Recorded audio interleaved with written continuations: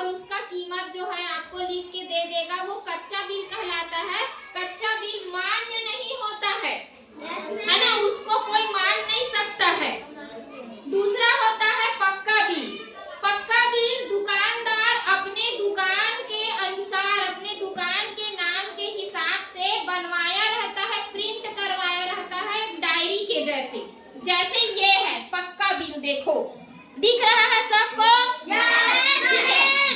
पक्के बिल में दुकानदार के दुकान का नाम लिखा होता है। ये देखो सामने में लिखा हुआ है, ऊपर में क्या लिखा है?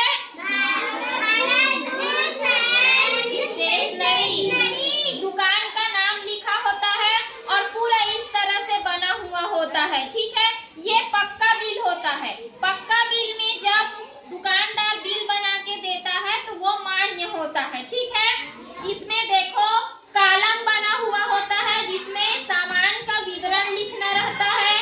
मात्रा मतलब वो कितना ठोक आपने वो सामान को लिया। दर का मतलब होता है कि वो सामान कितने का मिलता है, एक की कीमत।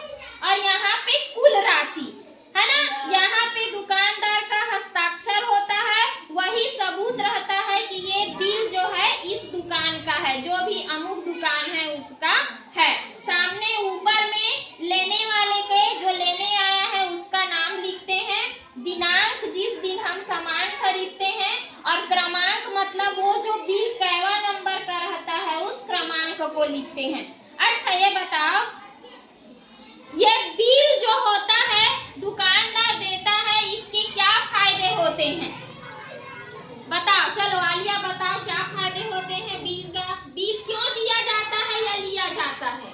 बिल इसलिए दिया जाता है कि कोई सामान लेंगे तो वो सामान घर में जाकर चेक करेंगे तो वो फटा रहे या खराब या दूसरा कपड़ा डाल दे रहे सामान, तो हम बिल के जरिए उस सामान को हम वापस कर सकते हैं। हाँ, वेरी गुड, शाबाश तालियां बजाइए, सही बात है।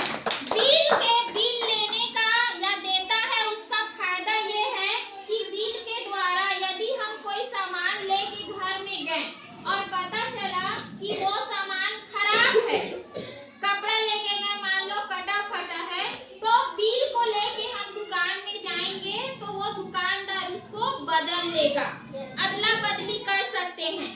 बिल लेने का दूसरा फायदा ये है कि बिल जब देता है दुकानदार तो उसमें पूरा सामान के कीमत लिखा हुआ होता है, तो उसको देख के आपको सामानों की सही कीमत और कुल कीमत पता चलती है ना। इससे आप ठगा नहीं सकते हो बिल को देख के।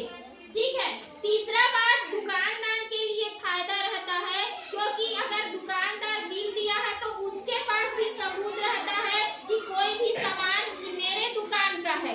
दूसरा दुकान से कोई दूसरा सामान खरीद के उसके यहाँ आके नहीं बोल सकता है कि ये तेरे दुकान का है, क्योंकि उसके दुकान